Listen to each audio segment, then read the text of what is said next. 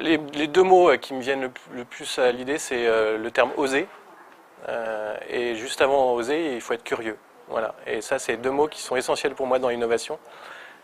Puisque en fait c'est une lame de fond, c'est une doctrine, c'est quelque chose qui n'a pas de silo, c'est pas quelque chose qui est forcément organisé en tant que tel. Par contre, il faut que ça soit impulsé. Et je pense que la curiosité est quelque chose d'indispensable pour innover. Regarder un peu le monde qui nous entoure. Et puis ensuite, une fois qu'on l'a regardé, une fois qu'on l'a analysé, il faut oser.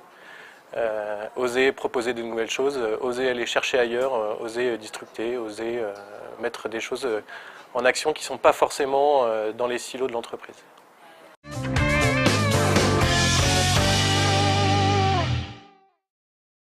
Oui, déjà la confiance qu'on va donner à nos collaborateurs, c'est extrêmement important. C'est-à-dire qu'il faut qu'ils se sentent dans un environnement dans lequel ils peuvent oser justement être curieux et non pas justement qu'avec des dossiers à remplir ou des choses à faire très précises. Donc on va essayer de les driver pour qu'ils soient le plus émancipés possible. Et ensuite, ce qu'on fait, c'est qu'on fait pas mal on décloisonne beaucoup les projets. C'est-à-dire qu'on fonctionne par mode projet au lieu de fonctionner en silo. Donc en mode projet, je vais mettre par exemple des commerciaux ou des chargés d'affaires. Je vais aussi mettre des gens de mon bureau d'études. Je vais aussi mettre des gens de mon marketing. Et c'est ces gens-là qui vont mener les projets au bout dans un environnement global avec en gros toutes les fonctionnalités de l'entreprise qui sont à l'intérieur de chez nous. Et du coup, toutes ces personnes peuvent s'exprimer un peu différemment, donner des points de vue différents et du coup avoir une position différente par rapport à un produit final ou par rapport à un projet final.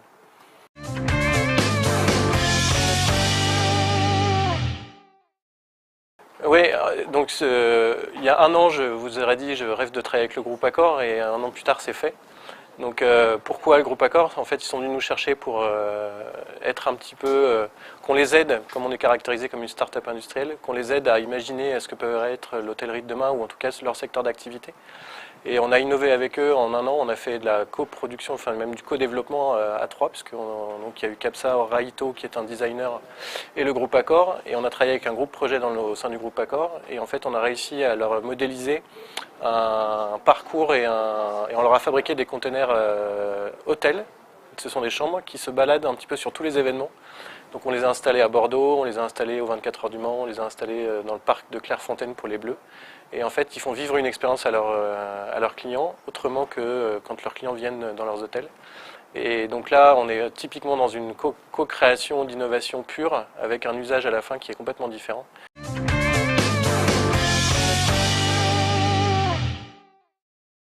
Toujours cette question d'être dans l'air du temps, c'est-à-dire qu'aujourd'hui, je trouve que l'entreprise du futur a cette vocation à fédérer beaucoup d'acteurs, que ce soit de la PME, de la PMI, de l'ETI, aussi bien dans le monde du numérique que dans le monde de l'industrie.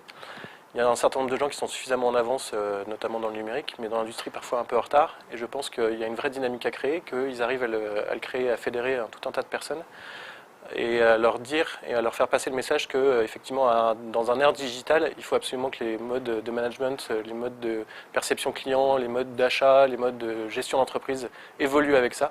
Et je pense qu'ils sont dans le vrai.